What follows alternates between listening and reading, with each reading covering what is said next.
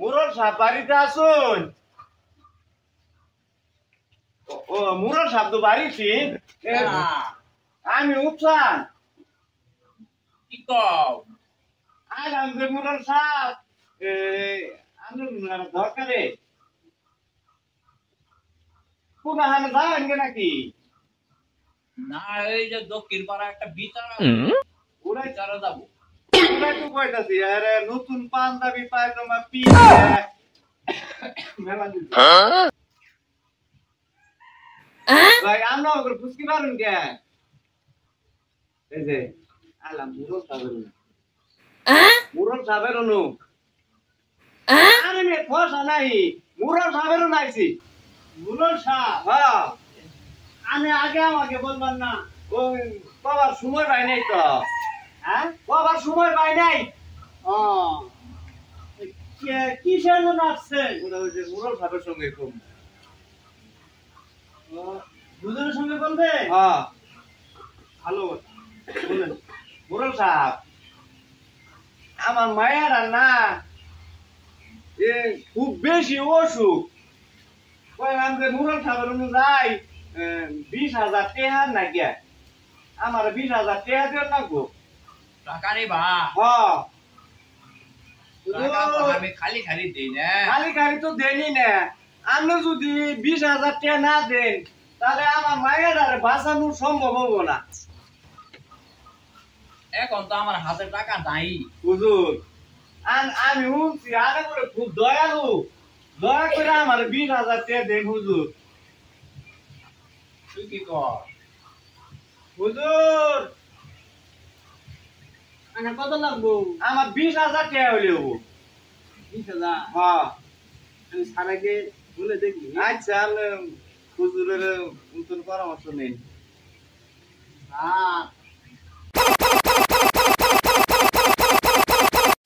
আচ্ছা তুই যেহেতু বক্সর 20,000 টাকা দিয়ে দে। হুজুর যখন বলছে হুজুর কিন্তু বড় দয়ালু ওই কারণে তো আইসি হুজুর অনু।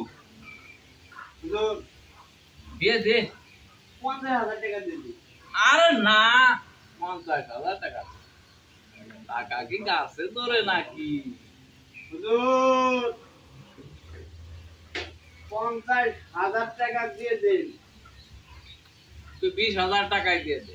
20,000 টাকা 25% লাভ কইরা খাতায় লিখে ওর বাড়ির দলিল রেখে টাকাটা দিয়ে দে। যা। হুজুর 20,000 টাকা চাইছে না, আমি ওকে 50,000 টাকা দিয়ে দেব। আচ্ছা তুই যেটা ভালো মনে করে দেখা। নাই 50,000 টাকা দিয়ে দেন। হ্যাঁ আর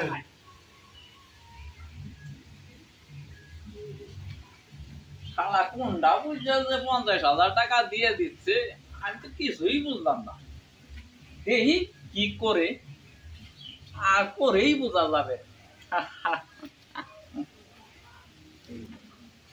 আকাশ রে, কি হুজুর ওই আকাশ, কি হুজুর ওই রে তুই আমি আসছি হুজুর। এদিকে আ, কথা কই। কি কথা বলবেন হুজুর? এই তুই যে উত্তানের 50,000 টাকা দিয়ে দিলি, কোনটা মনে করে দিলি টাকাটা? তো দিতে পারবো? হুজুর এটাই যদি আপনি বুঝতেন তাহলে এই কথা বলতেন না। তুই আমারে বোঝা। আমি আপনাকে বলছি ওর একটা যুবতী মাইয়া আছে। যুবতী মাইয়াকে আমারে দিব? হ্যাঁ এটা যদি বুঝতেন এর জন্য আমি 50,000 টাকা দিয়ে দিব। টাকাটা দিতে পারবো না। হ্যাঁ তখন হুজুর আপনি রে সুন্দর করে ওর সাজাইয়া নিয়ে যান। তোর মাথায় এত বুদ্ধি কইরা হ? আমি তো একদিন ধরে মনে মনে রাখে দিচ্ছি। হুজুর আমার মাথায় যে এত বুদ্ধি থাকো না আমার মায়ের নাম কি আছে জানেন? কিনা আলকাস আলী। আলকাস নামের অর্থ কিছু জানো শালা? হুজুর, বাত বাত আপনি তো বুঝলেন না। হুজুর, হয়ে গেছে। তাহলে শুন, টাকা দিছস কতদিন হয়েছে? আমার কিন্তু দেরি সহ্য হইতেছে না। হুজুর, আপনি ওঠে চিন্তা করতে হবে না। কতদিন হয়েছে? ওটার ব্যবস্থা আমি ঠিক মতনে তারিখ লেগে রাখছি। ওর মধ্যে আরো ধাবন তারিখ বসায় আরো 20 করে বসা। লম্বা করে দিই। তাইলে তুই এক কাজ কর, শোন, হিসাবটা মিলা চলুতানের বাড়ি যাই, যাইয়ে একটু দেখেও আসি, টাকাটাও নিয়ে আসার টাকটা দিয়ে আসি। আয় তাহলে যাই। তাহলে চলেন হুজুর, এদিকে চলেন। উত্তান বাড়িতে আসো গো, উত্তান ও উত্তান বাড়িতে আসো, ও উত্তান। শালা, টাকা দিলি পলাইছি নাকি? হুজুর, তুই খোঁজ নিয়ে দেখ করে। আমি তাহলে দেখি দেখ। বাড়িতে আছে কিনা। আমি তাহলে একটু দেখি।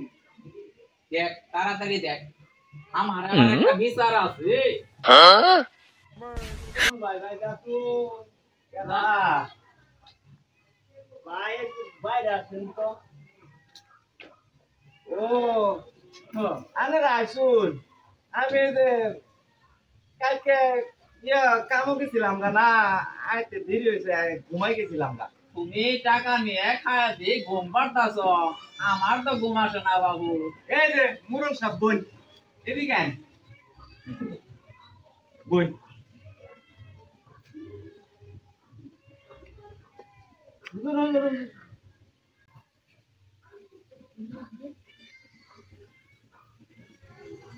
হুজুর, এখন বসেন।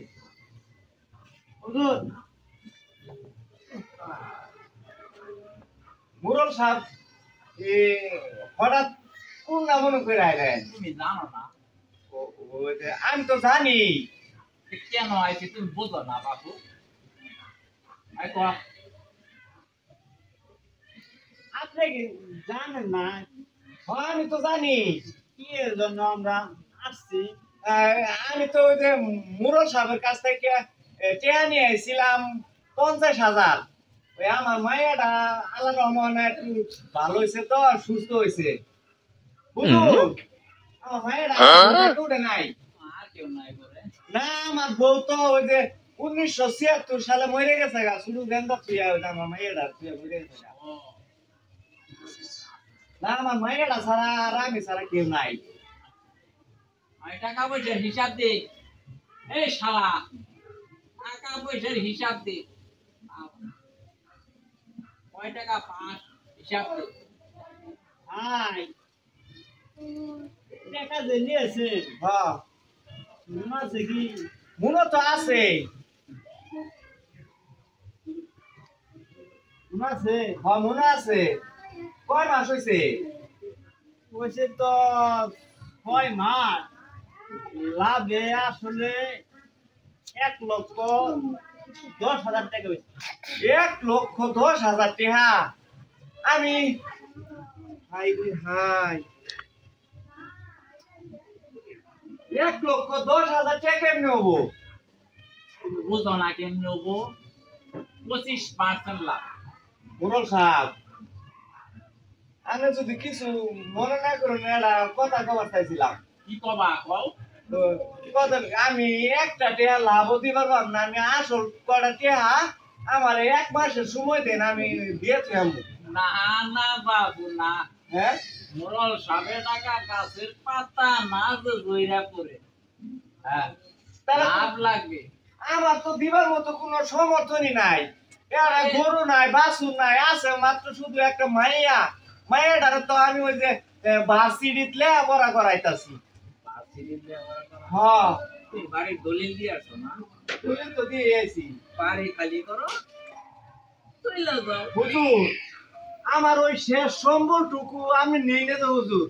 আমি যে কোনো ব্যবস্থা করে আনে টেয়ারা আমি বাড়িতে দিয়েছি। আমি একটা মাসের সময় দিন হুজুর। 1 মাস সময় হবে না, হ্যাঁ, হবে না। তাহলে কি করবো আমি হুজুর? সময় হবে না। হ্যাঁ, তো তুই কো আছে।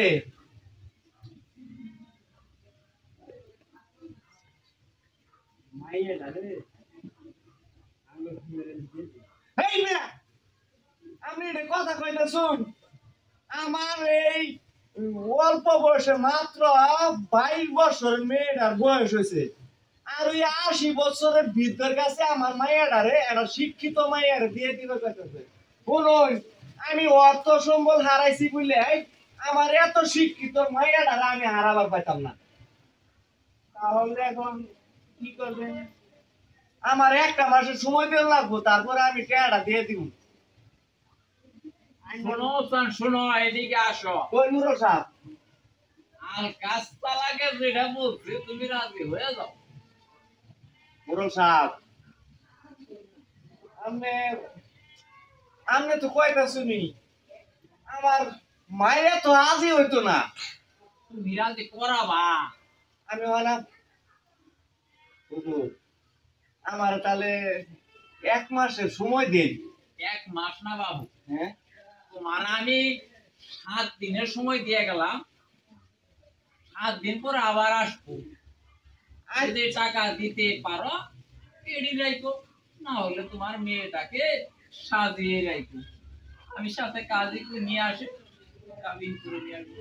আচ্ছা ঠিক আছে, আমি চিন্তা ভাবনা করে দেখি। আর ওই যে মায়ের আর যদি বুঝাবার পাই কি করবো? ও না, মায়ের যদি বুঝে যে বাবা আমার বেদরও পড়ে গেছে গা, যাক ওখানে 80 বছরের বুড়ার কাছে, তাহলে তো ভালাই। আমি বুঝাই শুনে দিই বুঝু। আচ্ছা ঠিক আছে, আমি তাহলে এখন যাই। কিছু নাস্তা পানি খাওয়া যায়? আমি সব বাড়িতে খাই না আবার। আমি গরিব মানুষ, খাবাই করতে ওটাই। আসি। আচ্ছা, আচ্ছা, আয় আয়।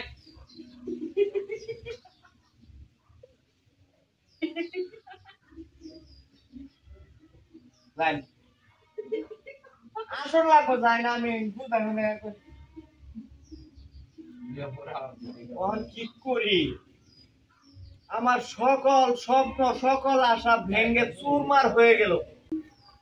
ও না, শেষ পর্যন্ত ওই 80 বছরের একটা বুড়ার কাছে আমার ওই যুবতী মায়াডারে বিয়ে দিয়ে লাগতেছে। দেখি ও না, মায়াডারে বুঝাই শুনাই দেখি যদি রাজি করাইতেই পারি। আমি যাই। ভেঙে গেছে আমার সকল আশা, ভেঙে চুরমার হয়ে গেছে গা। এখন আমি কি করি? আল্লাহ, ওই মুরল সাহেবেরই পরিশোধ করবার পারি নাই বলে শেষ পর্যন্ত আমার এই শিক্ষিত মায়েরারে একটা 80 বছরের বৃদ্ধের হাতে তুললে দিয়ে লাগতেছে। এর চাইতে যদি ও খুদা তুমি যদি আমার মরণ দিতা খুব ভালো হইতো খুদা। আমি এখন কি করি খুদা?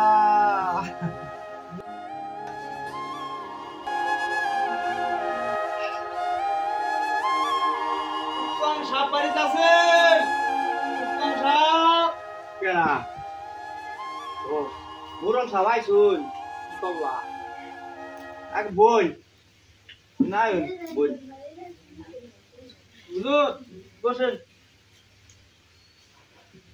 মুরল সাহেব,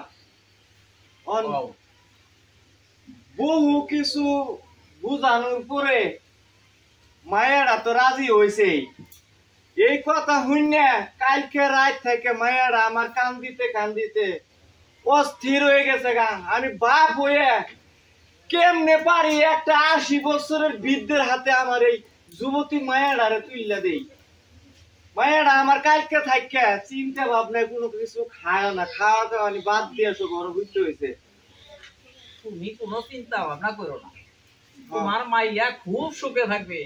সুখে তো থাকবো, কিন্তু ওই যুবতী মায়া কি আর বুড়া মানুষের কি মাইনে নিব নিতে হবে, তুমি নেওয়ার কাজ কইরা ফেলাইছো। পুরাই তো হনা বাপ হয়ে আমি ওই মায়ের পরিবর্তে টেয়ার পরিবর্তে হনা মায়াডারে দিয়ে দেন না একটা যখন কি করি।